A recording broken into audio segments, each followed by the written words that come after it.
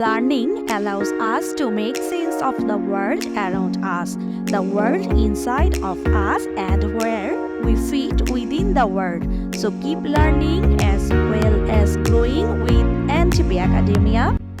আসসালামু আলাইকুম, সবাইকে স্বাগত জানাচ্ছি এনটিপি একাডেমিয়া দ্বারা আয়োজিত আজকের এই ভিডিওতে। আমাদের আজকের আলোচ্য বিষয়টি হলো উইন্ডোজ সার্ভার 2022 এ রিড অনলি ডোমেইন কন্ট্রোলার কিভাবে অপসারণ করে পুনরায় ডোমেইন মেম্বার করতে হয়। যদি আপনাদের রিড অনলি ডোমেইন কন্ট্রোলারটি সম্পর্কে কোনো ধারণা না থাকে বা এখন পর্যন্ত ইনস্টল করা না থাকে, তাহলে এনটিপি একাডেমিয়া দ্বারা আয়োজিত how to set up read only domain controller in Windows server 2022 তৈরিকৃত ভিডিওটি দেখে নিতে পারেন। সুতরাং আর দেরি না করে শুরু করা যাক আজকের ভিডিওটি। প্রথমে আমরা সার্ভার 1 মেশিনটি ওপেন করে নিচ্ছি। এরপর সার্ভার ম্যানেজার টুলসটি ওপেন করে আমরা যে মেনু বার দেখতে পাচ্ছি সেখান থেকে টুলস অপশনটি ক্লিক করে active directory users and computers অপশনটিতে চলে আসছি। এরপর ডোমেইন কন্ট্রোলার্স অপশনটিতে এসে দেখতে পাচ্ছি দুইটি সার্ভার রয়েছে। সার্ভার 2তে মাউসের রাইট ক্লিক করে নিচ্ছি, এরপর ডিলিট অপশনটি ক্লিক করে নিচ্ছি। এরপর are you sure you want to delete the computer named server 2, এই নোটিফিকেশনটি পপ আপ হচ্ছে। আমরা এটিতে ইয়েস অপশনটি ক্লিক করে নিচ্ছি।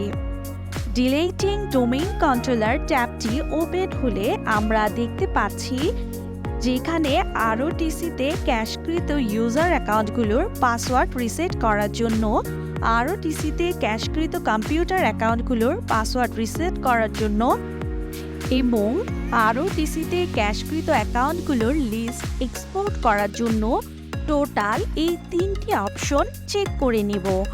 ব্রাউজার অপশনটি সিলেক্ট করে আমরা RODC এক্সপোর্ট ফাইল নামে .csv এক্সটেনশন দিয়ে এটি সেভ করে নিব। ডিলিট ডোমেইন কন্ট্রোলার ট্যাবটি ওপেন হলে আমরা দেখতে পাচ্ছি ওয়ার্নিং মেসেজ, যেখানে বলা আছে কম্পিউটারটি ডোমেইন থেকে অপসারিত হবে এবং সকল মেটাডাটা অপসারিত হয়ে যাবে। ডোমেইন কন্ট্রোলার অ্যাকাউন্টটি থেকে ওকে ক্লিক করে নিব। ডিলিট ডোমেইন কন্ট্রোলার ট্যাবটি পপ আপ হলে ইয়েস অপশনটি আমরা সিলেক্ট করে নিচ্ছি। ডোমেইন কন্ট্রোলার অপশনটিতে এসে আমরা দেখতে পাচ্ছি একটি মাত্র সার্ভার রয়েছে। এনটিপি অ্যাডমিন 1 ইউজারটি দিয়ে লগ ইন করার চেষ্টা করলে দেখতে পাবো আমরা লগ ইন করতে পারছি না, কারণ রিড অনলি ডোমেইন কন্ট্রোলারটি অপসারণ করা হয়েছে। এর সাথে অ্যাকাউন্টটি অলরেডি অপসারিত হয়ে গিয়েছে।